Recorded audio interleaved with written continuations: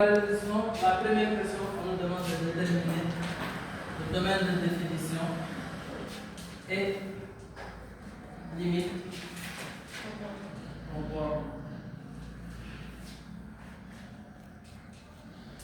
Comme tout à l'heure, nous avons deux types de fonctions. Une fonction polynôme et une fonction logarithme de Fourier. Pour la fonction polynôme, on sait que DDF est égal à f.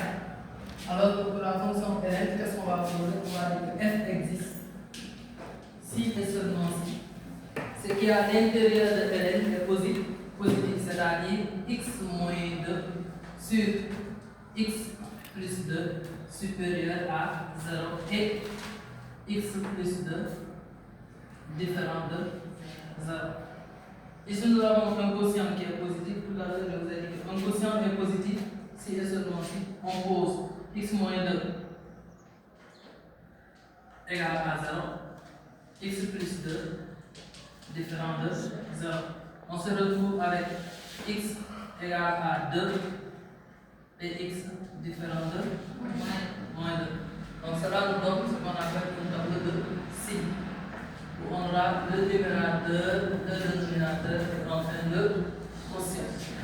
X moins l'infini. On introduit les deux valeurs. Oui, si tu veux, tu traces à droite, mais attention, n'oublions pas que là, nous avons deux numérateurs et deux dénominateurs. Donc une seule droite ne suffit pas. Donc on aura un nombre de signes, on aura ici x moins 2, x plus 2, et là, x moins 2 sur x plus 2. Là, nous avons moins 2, ici 2. X moins 2, c'est 2 qui l'annulle. Signe de A à droite. X étant positif. Donc là, on aura plus, ici moins, x moins 2, ici plus, et là, moins. X moins 2, différent de 0. Et on fait le produit des signes. Moins fois moins, plus.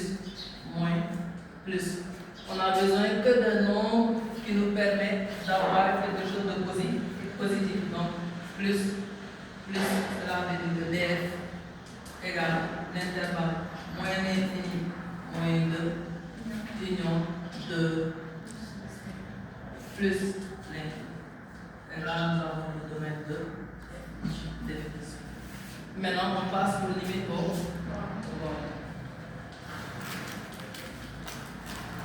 Limite aux bornes de df. On commence par la limite en moins l'infini. Limite quand x tend vers moins l'infini de f de x, ceci est égal à la limite quand x tend vers moins l'infini de x moins 2 plus ln 2 x moins 2 sur x plus 2. Donc ici nous avons deux fonctions différentes, x moins 2 et ln 2, x moins 2 sur x plus 2. Donc on va utiliser la propriété qui nous dit que somme d'une limite est égale à la limite d'une somme. Somme d'une limite est égale à la limite d'une somme. Ici qu'est-ce qu'on va faire? On va chercher la limite en moins l'infini de x moins 2 et la limite en moins l'infini de ln 2 x moins 2 c'est x plus 2. Pour le premier, limite quand x tend vers moins l'infini de x moins 2, ceci est égal à moins l'infini.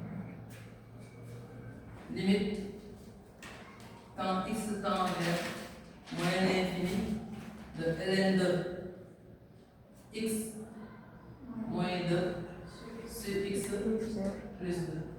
Là, à l'intérieur, nous avons ce qu'on appelle une fonction rationnelle.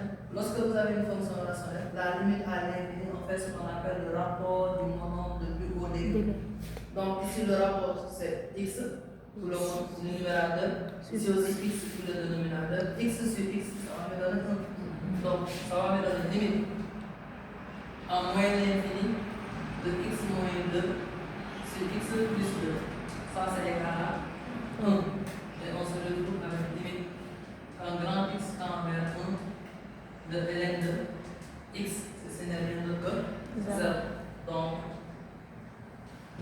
limite en moyenne infinie de ln de x moins 2 sur x plus 2 égale 0. Maintenant, pourquoi tu n'as pas compris? Parce qu'on va utiliser ce qu'on appelle la fonction composée. On va poser grand x est égal à x moins 2 sur x plus 2. On cherche cette limite-là en moyenne infinie.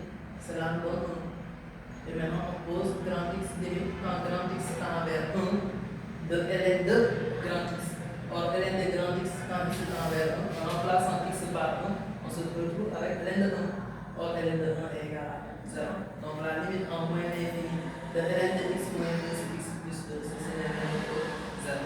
Maintenant, une fois qu'on a cette limite est égale à 0, cette limite qui est égale à moyenne infinie, on va dire par somme. Par somme.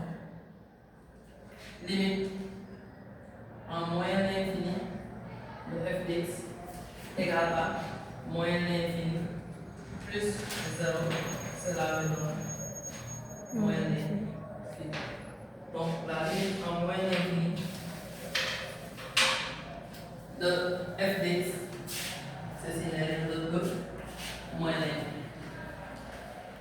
Ça va? Donc on a dit que la limite en moyenne infinie de f de x est égale à moyenne infinie. Maintenant, après la limite en moyenne infinie, on va passer à la limite en moyenne infinie. La limite en moyenne infinie, on va limite quand x tend vers moins 2 de f de x égale limite quand x tend vers moins 2 de x moins 2 plus ln de x moins 2 sur x plus 2. Donc, premièrement, qu'est-ce qu'on va faire? On va essayer de remplacer. En remplaçant pour celui-là, on aura moins 2 plus ln de moins 2. N'est-ce pas? Moins 2 sur moins 2 plus 1. Là, cela donne moins 4. Et ici, nous avons plus ln de entre parenthèses moins 4. C'est ça. Maintenant, or, ln de moins 4 sur 0, c'est quelque chose qui n'existe pas. Parce qu'on doit travailler toujours avec des nombres positifs. Dans ce cas, qu'est-ce qu'on va faire? On va essayer maintenant de chercher la limite d'abord en moins 2 avec x moins 2 sur x plus 2. Parce que avec la fonction ln, on n'a pas le droit de travailler avec des nombres négatifs. On va essayer de travailler d'abord avec des nombres positifs. Donc pour cela, qu'est-ce qu'on va faire? On a deux options. ln de a plus b. ln de a plus b. ln de a plus b, le propriété avec la fonction ln, nous avons d'abord ln de a fois b, qui est égal à ln de a